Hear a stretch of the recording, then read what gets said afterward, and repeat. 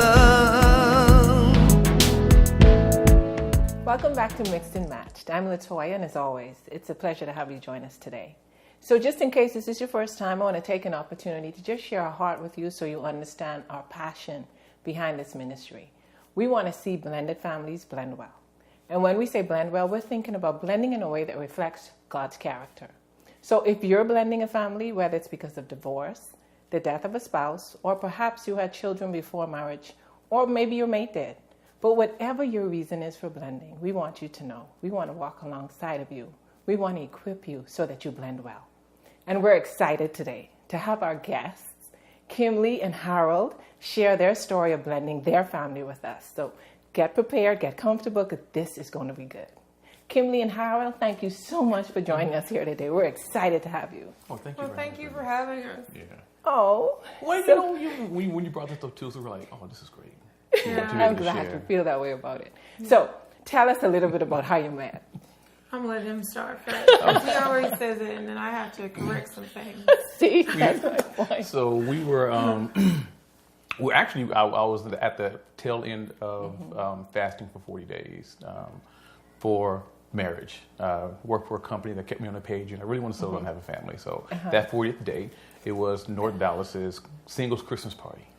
So we went to singles Christmas party and just hanging out, you know, with some of the fellas and stuff. And Kimley walks by, and first thing I noticed was a smile in the eyes, and you know she was beautiful. She is. Oh, yes, she is. So, and she walked back by. I stopped and said, "Hey, you know, slow down, enjoy the night, enjoy the evening." She said, "Well, I got to go see my friend." So, talked to a couple of friends. Said, "Just go ask her to dance." So I did. I asked her to dance, and we went on the dance floor, and the girl can get down. She can jam. She can jam. You know, so she can jam. So at the end, I said, "You know what? Would you like to go hang out with some friends of ours, go grab some coffee and stuff like that?" And she said, "No, you know, one, I don't know you that well, and two, I got a friend."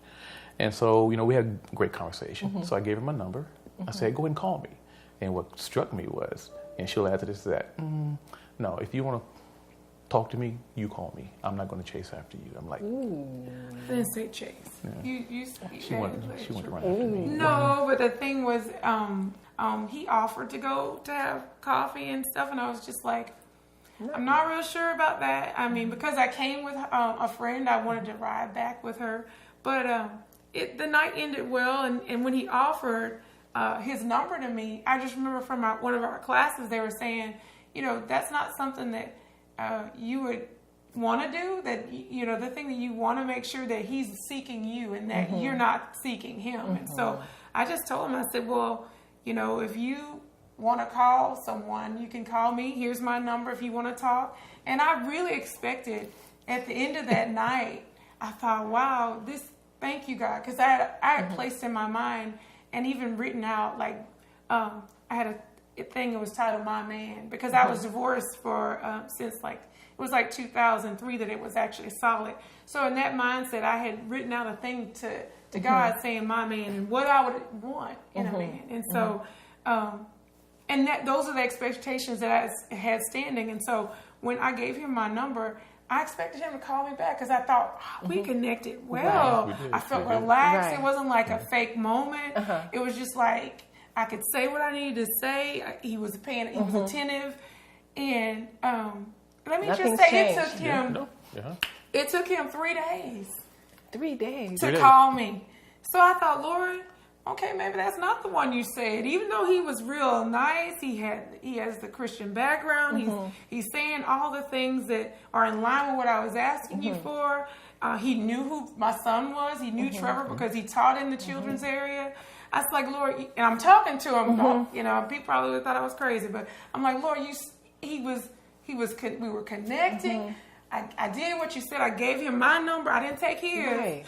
So, but what was And going then on in So your what head was for 3 going days? on? 3 days. So I had to consult with God the Father, God the Son, and God the Holy Spirit. So, one day for each one. Exactly, one day conversation. I You know, feel so you. just to get clarification and stuff, you know. So, Right. but in reality, my job was very busy, so I was on the pager, and it just kept, you know, keeping me busy. And she was on my mind. You know, but I want to make sure it was the right time to call. It's not a rushed conversation, but I want to be able to sit down and talk with her. You know, so that was going on. That is amazing. Yeah. That's amazing. So you had a son, and he was 4 at the time when y'all met. Yes. Okay, so then you met, and then 3 days later you contacted her. I contacted so her. walk us through, both of you. Okay. Tell us, for you as a female with a child, like what helped you to get to the point where you were like, okay, this is possibly someone that I'd want in my life and in my son's life, and then you, the same for her. Okay.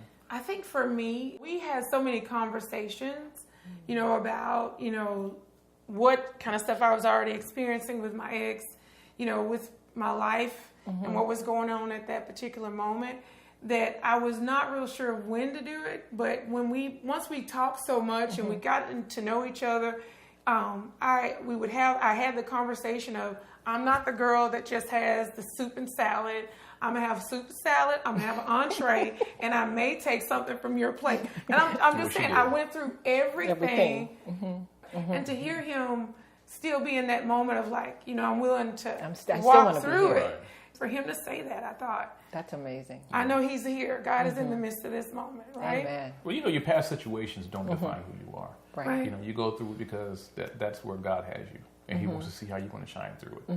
So just hearing her story about what she's been through, but knowing that she had a child, never decided for me to push away because the family I grew up in was blended. Oh, my dad, okay. Was a deacon, was a minister in the church as well. So my mom had four children before my dad and her married. And I saw how my dad treated my mom. I mean, loved her like she was no other. So when I met her and she told me that she had a son, who I actually met him before I met her, I'm like, your situation doesn't define who you are. You know, God knows who you are, and God has placed you in my life for a reason. So let's run this journey together. No matter what happens, we're going to run this journey together. Yeah, I love the beauty of how he was preparing you for this through your own home. Exactly. You know, growing up in a blended family. That is amazing. So once you two decided this is what we were going to do, what were some of the challenges you faced? I think one of the challenges was actually really how we transitioned Trevor into our relationship and into marriage. Not only that, getting to know, you know, Trevor's dad, because when you look at a blended family, it's not just us and Trevor. Yeah. You know, his dad is involved as well, and his stepmom on the other side is involved. His other mom is involved as well. So we have to be able to blend that relationship because, you know, holidays come. You know, where Trevor's going to go to school. So, you know, you have to trust God that what He put together, no man is going to put us under, and you have to trust that He's going to lead that. I think the thing that I'd add to that is that when he talks about the challenge with bringing Trevor in, for me it was realizing that, hey, I'm to a point where I'm thinking, we met in December time frame. Oh, yeah. We got married September of the following year, right? So I'm saying that because you know it's the right thing when it falls in line with what the Word is telling you and how he's following God. He's teaching the Word. He's praying. He is willing to wait. He's willing to be there and available for you. He's loving. And when I finally decided that it was time to meet Trevor, I was a little nervous because in my mindset, I'm talking to God like, you know, hey, if I get here and Trevor doesn't feel a connection, there's no connection there, and he's not wanting to do this. And I was explaining to Harold that I can't move forward if my son doesn't feel comfortable in that. Because he's my signal. He kind of lets me know, hey, if this is okay, if it's not. And to me, he's a part of me, so I want to make sure he's comfortable in it, right? Even though I'm having all these feelings and I have all this, I have a mindset of what God says, yet I want to make sure that he's going to love him as much as I love him, right? So we meet at Cheddar's. And so Trevor, whenever we go to dinner, we would go together. He would always sit with me. He never, even if we having dinner with somebody else with a kid, he would always sit by me. It was like mommy and Trevor, regardless. And we play games or do whatever. When Harold walked in and I introduced Trevor to Harold, which he already knew who he was, he jumps up from where he's sitting next to me And he goes over to where he was. And he sits down and starts a conversation. And I'm like, God, you're answering me right now. Because when I saw that, and how he connected with me, and he connected with my son. So I know that if you stay in line with what God asks you to do, and you consistently talk to him, and you keep him first, no matter what hits you, whatever problem that comes, or whatever situation you may be in, he has you. So what would you say has been the greatest blessing of blending a family? Getting closer to God. I'm telling you, I've never been closer to God than being with the blended family because of the challenges. Right. And you try to face the challenges on your own, and you can't. You can't. No, you can't. You know, it draws you closer to God. And I think one of the biggest things is that it's taught me now how to communicate a whole lot better. So what advice would you give a woman that's contemplating getting married with children, before a relationship? My thing that I would say to a female who's thinking about getting married, truly read what the word is saying about marriage and relationship and seek God's guidance, because I think the main thing is he should be seeking you. Like, he should be seeking you. You not looking for him. Because when I was divorced and I had Trevor, my focus was on what God had planned for me. Like, I was teaching the 2 to 5 year old class. That was my class time. I was doing some of the track and some of the church events, making myself busy in what he had me to do, right? Not looking. Don't even look. Because when it's time, you can write out your goals and what you would ask God for in a man, and based on his word, right?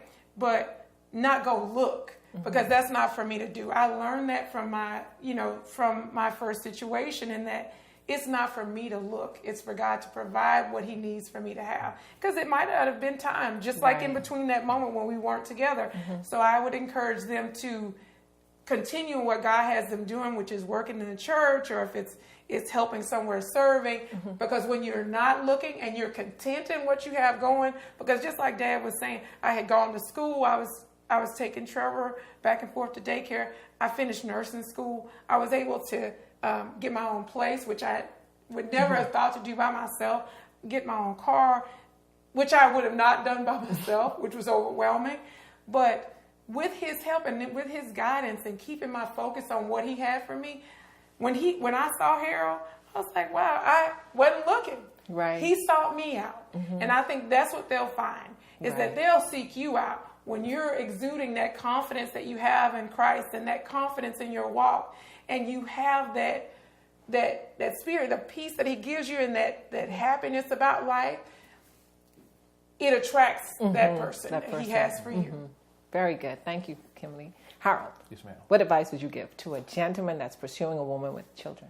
I would let him know that, very simple, that you are Christ's representative. You are Christ's representative. So the life that you're going to live cannot be your own. It can't. Powerful. It can't be your own. Not that you don't matter. You do matter. But yet, your situation has to be last. It's your wife, soon to be, and it's the children, and then it's you last. Point blank, because that's the way it has to be. And that's Beautiful. Christ's representative. And you have to be the one to be honest as a mediator between the two, because you have to talk to the other family as well. You have to be able to tell your wife you're not right in that situation, because you are Christ's representative. Amen. Thank you. Harold and Kimley, thank you so much for joining us here on Mixed and Match. I have been beyond blessed. And I know our viewers are probably going to be able to say the same. Awesome. Not probably. I am confident that they're able to say the same. Awesome. To you, our viewers, thank you so much for being with us here again on Mixed and Match. It is always a pleasure to spend time with you. And we hope that, again, you see God's redemptive power through Harold and Kimley's story, because we know that blended families are birthed from grief. But we also know that God has the ability to redeem. And so we thank you for joining us on this episode of Mixed and Matched. And we will see you next week when Frankie and Sharice will share their story of blending a family. Love